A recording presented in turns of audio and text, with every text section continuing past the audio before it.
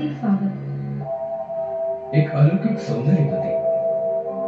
गौतम ऋषींची धर्मपत्नी, सदाचारी, पतिव्रता. तिच्या सौंदर्याची कीर्ती तिन्ही लोकात पसरली होती. साक्षात देवराज इंद्र अहिल्याच्या सुंदर रूपावर मोहित झाले आणि पतिव्रता अहिल्याला वश करण्यासाठी इंद्राने कपटाचा प्रयोग केला. गौतम ऋषींचे मायावी रूप घेऊन अहिल्याला भ्रष्ट केलं. ही गोष्ट जेव्हा गौतम ऋषींना कळली तेव्हा ते भयंकर संतापले. अहिल्या, तू भ्रष्ट झाली आहेस. तू पतिव्रतेच्या मर्यादांचा उल्लंघन करून खोल पाप केला आहेस. हा माझ्या पतित्वाचा अपमान आहे. मी तुला शाप देतो की स्वामी थांबा. माझ्याकडून अजाणतेपणी हे पाप झाले. त्या कपटी इंद्राने तुमचं रूप घेतलं आणि माझे डोळे फसले. मी फसवले गेले स्वामी. मला क्षमा करा स्वामी, मला क्षमा करा. तुझे डोळे फसले, पण तुझं शरीर, मन, बुद्धी, तुझ्या अंतरात्म्याला काय झालं होतं? अहिल्या, तू भ्रष्ट झालीस म्हणून मी तुला शाप देत नाहीये, तर माझ्या सहवासात राहून सुद्धा आपला पती आणि परपुरुष यातील फरक तुला जाणवला नाही. तू तुझ्या साऱ्या संवेदना एखाद्या शेळीसारख्या निर्जीव झाल्या होत्या, संवेदना शून्य झाल्या होत्या. म्हणून मी तुला शाप देतो की या क्षणी तू शिळा होशील.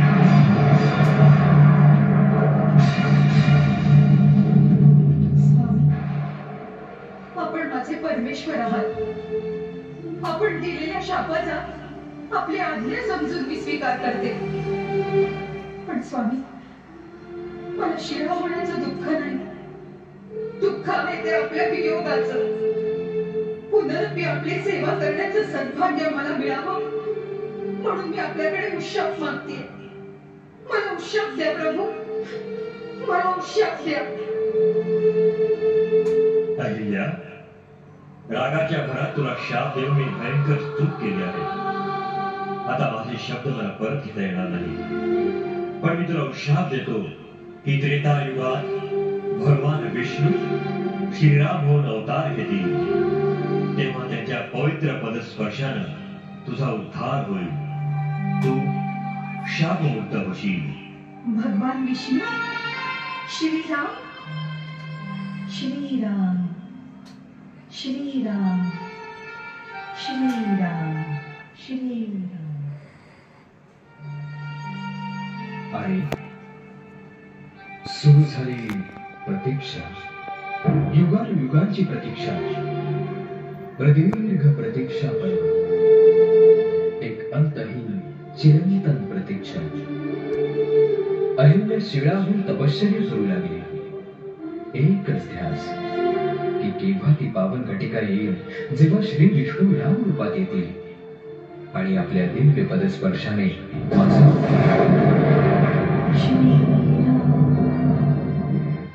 श्रीराम.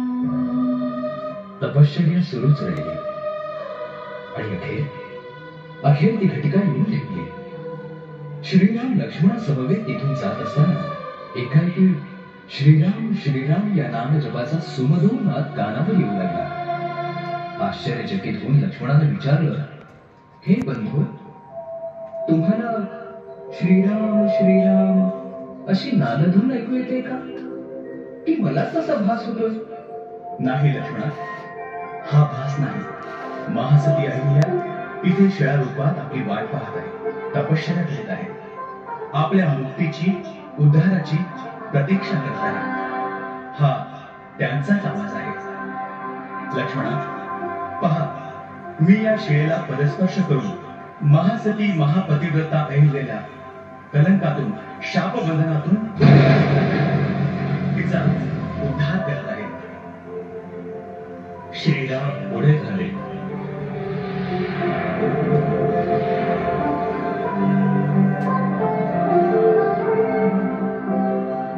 आपल्या पवित्र चरणांचा स्पर्श त्यांनी त्या शिळेला केला.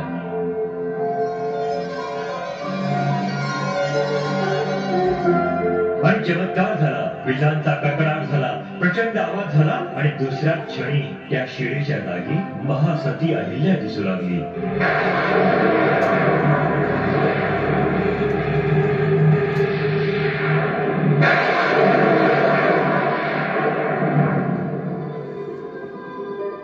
प्रभू प्रभू, आपल्या पवित्र पदस्पर्शाने मी मुक्त झाले. आपल्या पावन दर्शनाने मी धन्य झाले. मी धन्य झाले प्रभू. गणेश भक्त हो, युगांच्या प्रतीक्षेनंतर महासती अहिल्याचा उद्धार झाला. पण आज आपल्या समाजात शेकडो हजारो अहिल्या आपल्या मुक्तीची वाट पाहत आहेत. गणेशाला आपण प्रार्थना करूया की या साऱ्या कलंकित अहिल्यांच्या जीवनात कुणी राम यावा आणि या साऱ्यांचा उद्धार व्हावा. हे गणराया, आज तुला आम्ही प्रार्थना करतो की प्रत्येक भारतीय तरुणाला नीतिमान, बलवान, सर्व गुण संपन्न मर्यादा पुरुषोत्तम बनव आणि भारतभूरचा उद्धार होऊन तिला पुन्हा वैभवशाली दिवस येऊ दे. जय श्रीराम, जय श्री गणेश. हे लंबोदरा, हे गणराया, तुझ्या